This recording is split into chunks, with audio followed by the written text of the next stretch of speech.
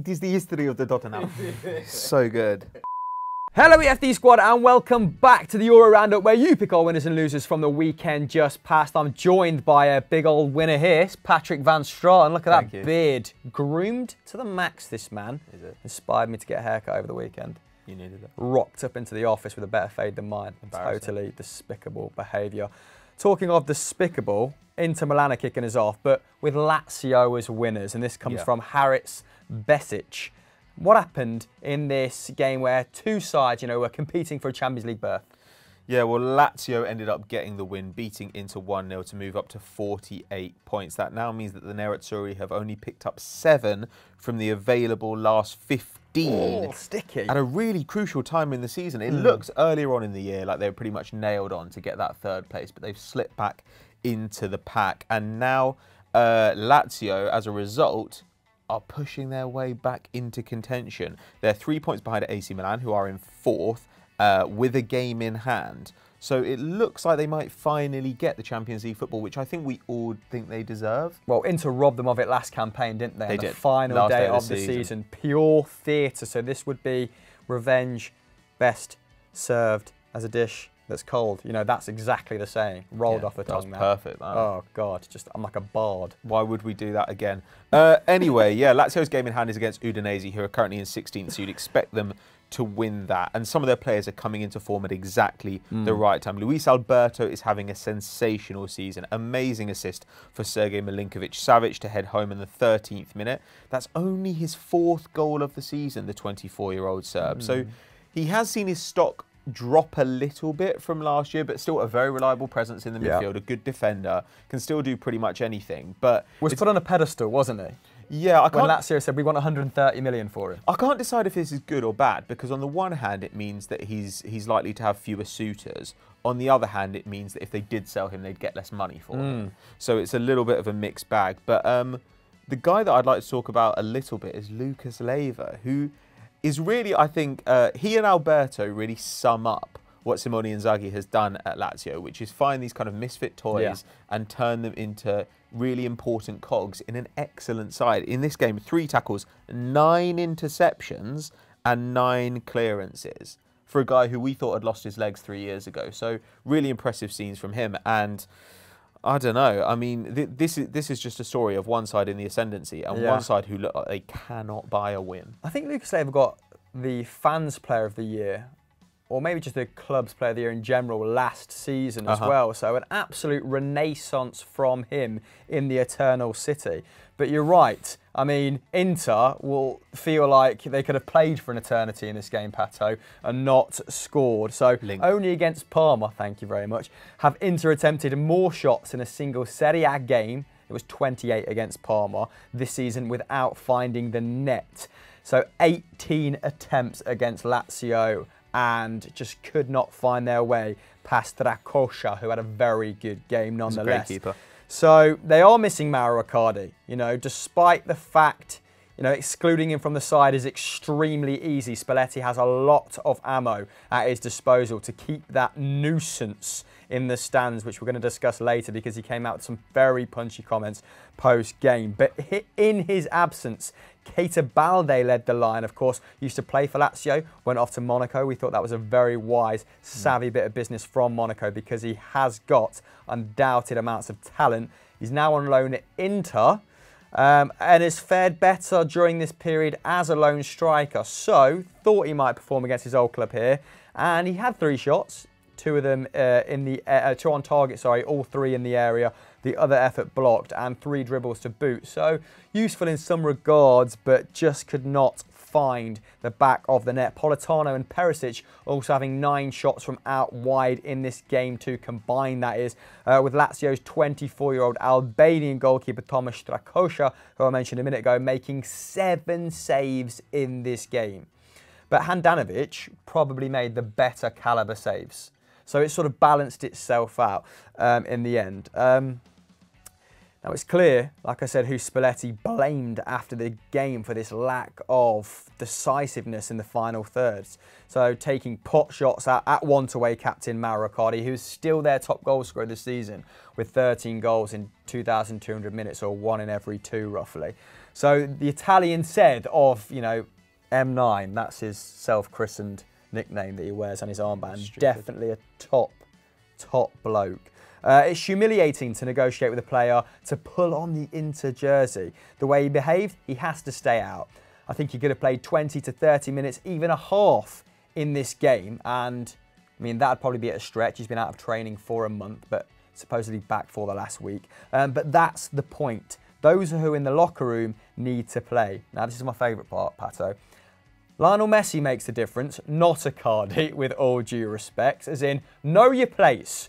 There's probably one or two players in world football that could argue they're bigger than their club, and it's not you. Professionalism and self-respect are everything. Discipline is everything. So, Inter fans, Italian football fans, does Mauro Icardi have to go, or should he be given an avenue back into the side? Let us know in the poll just above. The disrespect on the guy.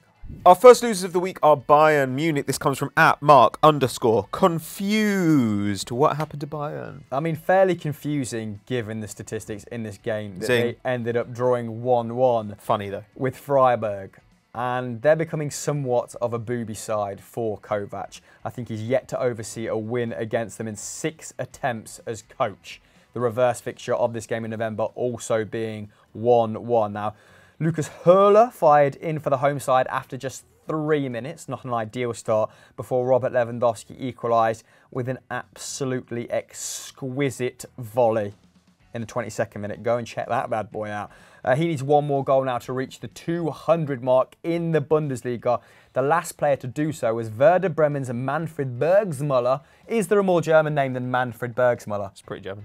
I'd like to hear it if so. In 1987. Now, Bayern, Lady Luck hasn't blessed Bayern this season. They've been fairly unfortunate, and when you look at the expected goals in this game, it is pretty damn hilarious that they ended up drawing it. Expected goals tends to underplay, you know, what we feel are high value chances, and it was still 3.24 to Freiburg's 0.72. Lewandowski missed an absolute sitter in the last minute, which, you know, the majority of the time, you know, almost 200 times, he puts away, doesn't he? James Rodriguez worked his way back into the side of late, building bridges with Kovac. Maybe there is a future for him at Bayern. He was the best player in this game, made 10 crosses, 7 key passes. Feels like there should have been more than one goal when one player makes 7 key passes. Ridiculous, and 4 dribbles.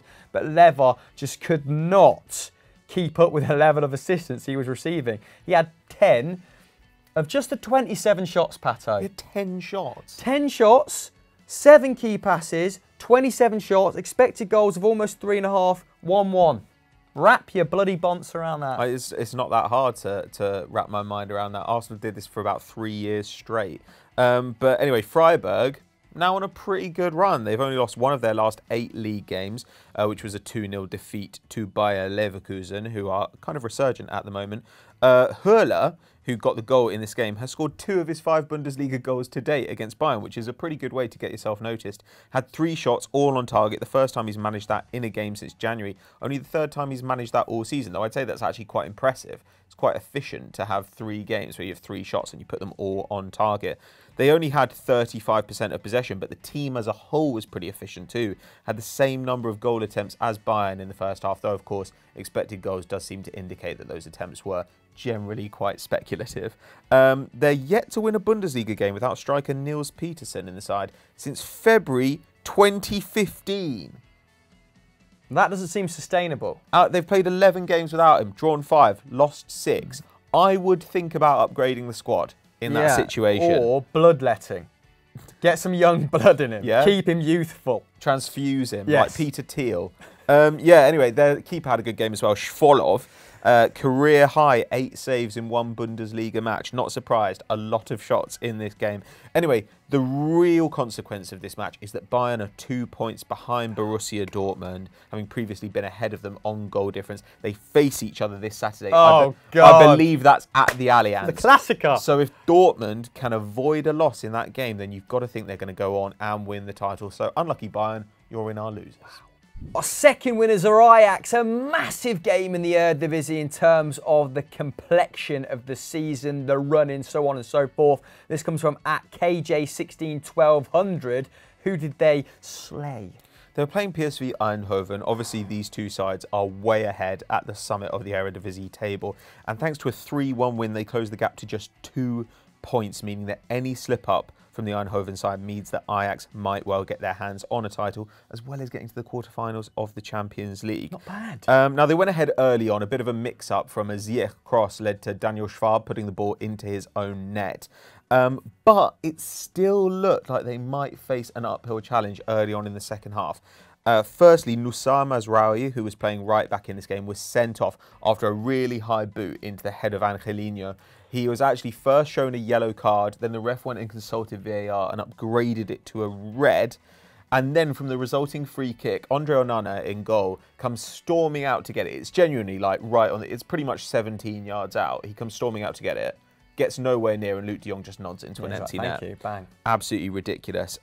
However, Ajax are not an easy proposition, especially when they're playing at home. They haven't lost at home all season, and they managed to go back ahead after VAR awarded a penalty when David Neres was kind of scissored down in the box. Dusan Tadic scored from the spot. That was his 30th goal of the season in all competitions. Dusan. 30th goal. Making the Eredivisie is Tad bitch. Yeah, well, actually, the top 2 scorers in the Eredivisie right now are De Jong and Tadic, and they're the only 2 who are over 20 in the league. Both scored in this game. And then Neres got a goal himself in the 96th minute to make the points safe. I love Neres. Well, it brings the 22-year-old to 14 goals and assists in 1,500 minutes. Yeah. Which is really impressive stuff from him. He looks like a star. And nice that he played with Tadic in this game, because his minutes, he probably will get less than 2,000 as the season winds down as a result of Tadic being so bloody brilliant. I think it's kind of come at his expense a little bit. I think he's seeing a reasonable number. I feel like Kasper Dolberg has been the main kind of unfortunate player to lose out on minutes. Yeah, because you'd have looked at him and thought... He has dropped right off, hasn't he? But you'd look at him and think he's the only conventional kind of striker in the squad, and yet he's been the guy who's sat out most of the time. Yeah, yeah, he's not really prospered as a second striker, has he?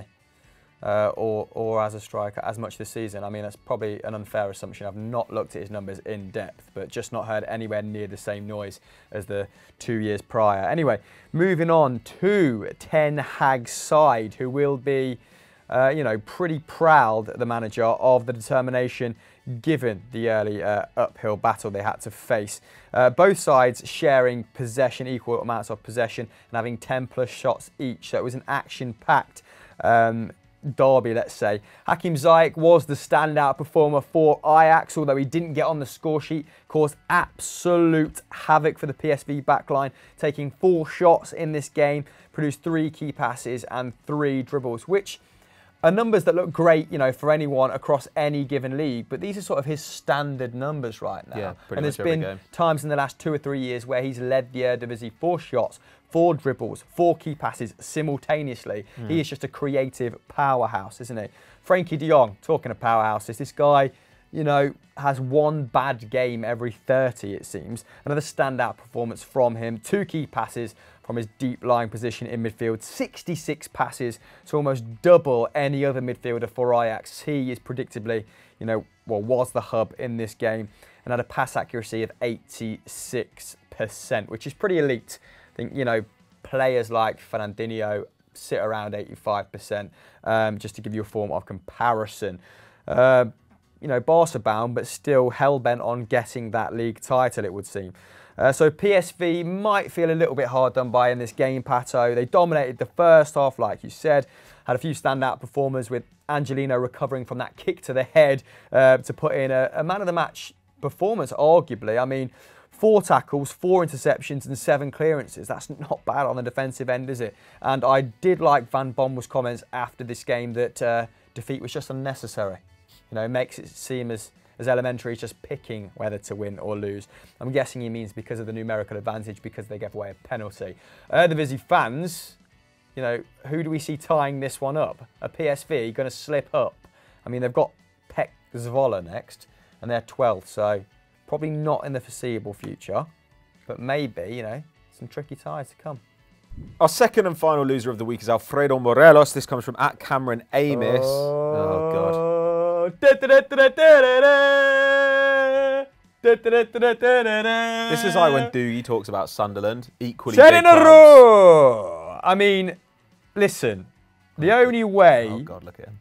The only way that you can gear yourself up for a Sunday, you know, with Smithy on the football social. No, I'm only kidding. Love him. Is by watching Celtic win and Alfredo Morelos getting sent off, no less, for the 5th time this season. He's the easiest guy to rile in world football. Scott Brown, it's slim pickings for Scott Brown, master of the dark arts at this point. All it took was a few nudges in the back, a few little peck bashes, Pat. You know about that. You've got glorious pecks. A bang, peck bash people. an elbow comes out straight in the mush of Scott Brown, who also took one from Ryan Kent as well, which wasn't a yellow card, which is a massive insight into Scottish football. Pretty clear. What, the ref saw it and was just like, I'll let that go? He didn't even consult the linesman, I don't think. He was just like, there's a player on the floor, there's a melee going on, but at this point, I can't really be arsed. Yeah. And I respect that. Ref actually had a decent performance. Yes, if you were living under a rock, Celtic beat Rangers 2-1 to go 13 points clear at the top of the league. And they were level in December. And Scott Arfield, acceptable for him to get in Scott Brown's face. You know, Scott Arfield of Burnley fame. But when it's vice versa, Scott Brown's a disgrace. Actually, I think most people will love his antics over the weekend. And his post-match was hilarious. Steven Gerrard's post-match, he was raging.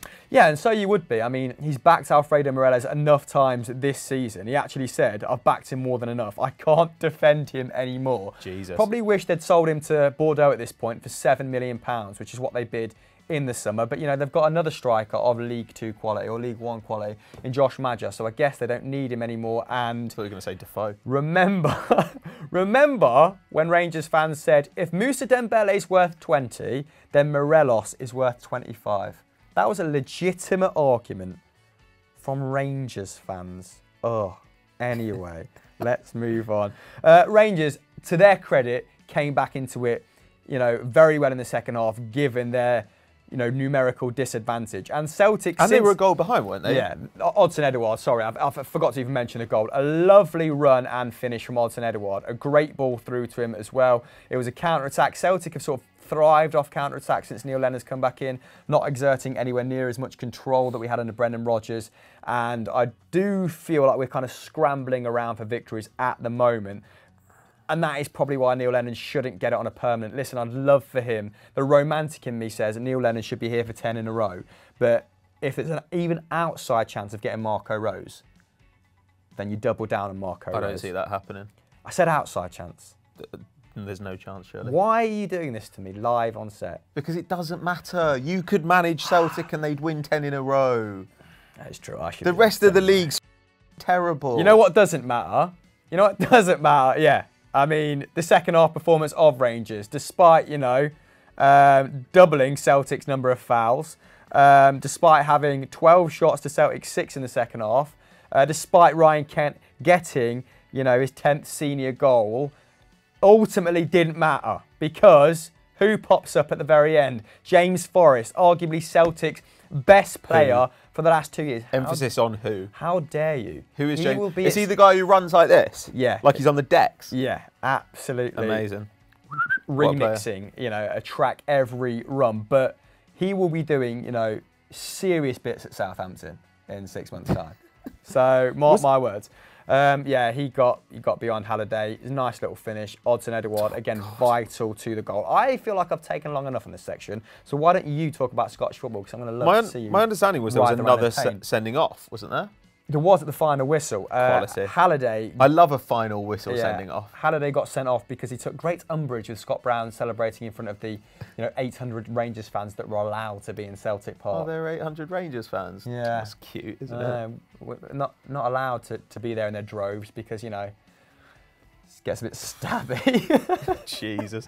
Gerrard and Lennon is such a pair of managers, like waiting to have a scrap, isn't it? Yeah. Like Warnock and Sarri this weekend. Like there could have been so many manager fights, but I mean, Neil Lennon he's not an inspiring Celtic manager, but I guess they've been reasonably effective, right? Like I mean, They've been getting wins. He's now got 7 wins in 13 Old Firm fixtures. I've got that written down here as if that's a good point. I think that's a horrible record.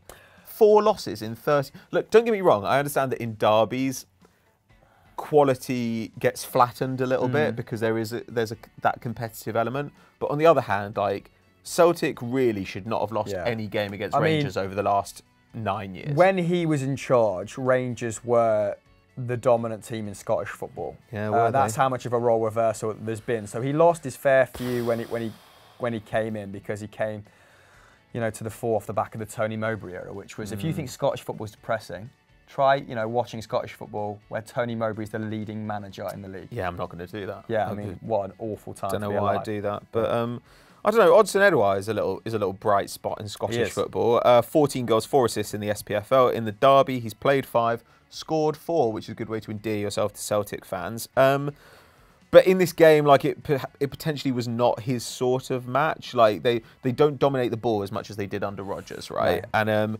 they didn't really threaten for quite a while. It took a while for them to kind of get into gear. It does help when you go up a man. But Boyata and Tierney went off injured as well, which is a little bit of a downer for them. They had to play the last 15 minutes with 10 men because they used up all their subs. Apparently, didn't Tierney punch the dugout? Tierney or Boyata, one of them came off and punched the dugout, but Tierney was... I heard there was a punch of the dugout. Tierney was playing this game. That's well Scottish. He might have been frustrated because, I mean, he was unfit. Is he still playing in Scotland? Yeah, Celtic, that too. Do you remember when he was going to go to Bayern 2 years ago? I mean, they scouted him. Yeah. He'll probably end up playing for your mob. But so, why is he I would love for him to play for us. Why is he still at Celtic? Because he's a Celtic man through and through. That's just like saying he's not a good player through and through. Come on, he needs to move. He's too good to be there. Why are you being so nasty this morning? I just don't believe in Celtic. I don't believe in them. I like that they exist, don't get me wrong. I prefer Celtic to Rangers because Rangers aren't a club. But I don't know. But it's a little bit like when people try and get excited about like Sunderland versus Newcastle. It's just like, oh, all right. You're thinking directly of Doogie right now. No, but also they're like, Sunderland have got a massive stadium. That's how you can tell it's a big match. It's just like, but they're massive stadiums in Sunderland. It's because housing prices are very low. Whereas Glasgow, quite a desirable place to live now. Very dare you, yeah. Sucky Street, what, you know. Sorry, what? What's the name of the street? Say it again. Suckiall? Sorry? What's the name of the street? Suckiall Street? It is. James Forrest, shall I finish with James Forrest? Yes. He's got 15 plus goals in all competitions in back-to-back seasons for the first time in his career, which, given the quality of opposition, amazing really, isn't it? Anyway, I think we all just hope that we can fast forward until the day when Celtic win 10 in a row as Scottish football is disbanded and Celtic can join League Two. We'll take that at this point. Yeah, exactly. You get promoted. You'd end up being a very solid, lower mid-table Premier League side, I think. That's a dream, baby. I don't think that's unreasonable. Anyway, let us know in the comments below. Are Celtic a bigger club than Spurs? Yes. Easy. Spurs are pathetic. Star of the week then is a quick one this week, and it's a quick guy. Is he quick? He's just small. Not particularly. Scampering, isn't he? Paco Alcácer. Yeah, Marco Reus was absent at the birth of his first child, so Borussia Dortmund had to make do with Paco Alcácer, who's had a sensational season. Anyway, 2 late goals against Wolfsburg gave Dortmund a 2-0 victory and sends them back to the top of the Bundesliga table. Back on top. Now, their first chance in the game came from Sancho, unsurprisingly, after an hour, having really kind of struggled to make much of an impact in the early stages. And to be honest, it was not a scintillating attacking performance. 5 shots on target all game to Wolfsburg's 3. You know what? That just spells like game I don't need to watch the highlights of. Yeah, just, you know, winning ugly. It's the sign of a champion, isn't it? Yeah, exactly. As opposed to just winning with incredibly dominant quality football. Yeah. Everyone hates that. That's not the sign of a champ, is it? I mean, this game, like you said, pretty tight. I'm not going to go through the possession stats because they're boring. Yeah, who cares? 14 tackles apiece. Probably should have admitted that as well. But Alcácer was the difference. The number 9 now has 16 Bundesliga goals in just 965 minutes. Bloody hell. I literally, that's my average I spend on the toilet every 2 days.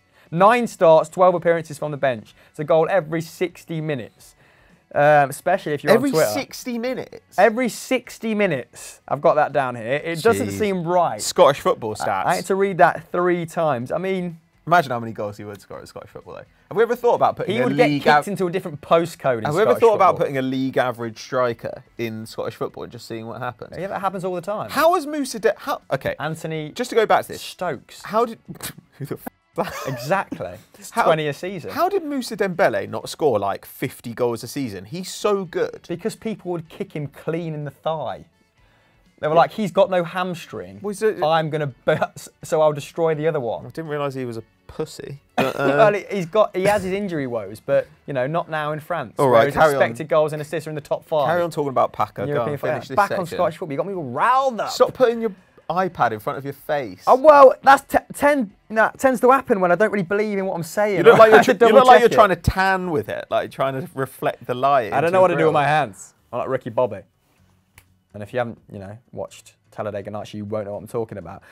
First player in Bundesliga history is Packer to score 5 goals in the 90th minute in just 1 season, which seems good. Now top of the league, so 2 points above Bayern. Just reiterating that because that was in the previous section as well. Leave it in. Do they have enough in their locker? This is verbatim to win the German title for the first time since 11-12. I feel like this show was going really well until the Scottish football section, and now No, I think it got better then. I think it peaked. I think we should cut out all the other stuff. I think that might be the best ERU section ever. Yeah. And on that bombshell, I'm not here for the next 2 weeks. Oh well, let us know in the comments below if you think that was great. And if not, keep it to yourself. See you later. Bye. What else is on? Oh God, do we have to? Yeah. Yeah, we've got Stat Wars, the Champions or the League, one of the two. Check that out. We've obviously got our great scout reports and our top 10s and 11s. Make sure you've subscribed to the channel actually and like the video. We'd really appreciate that. And make sure you've also subscribed to FD and FDFC as well, because Zach Jelleb is working very hard on making FDFC good. So tune in next week if you don't want to see Hamill. Podcast coming your way. Bye. I'm not on it, so enjoy.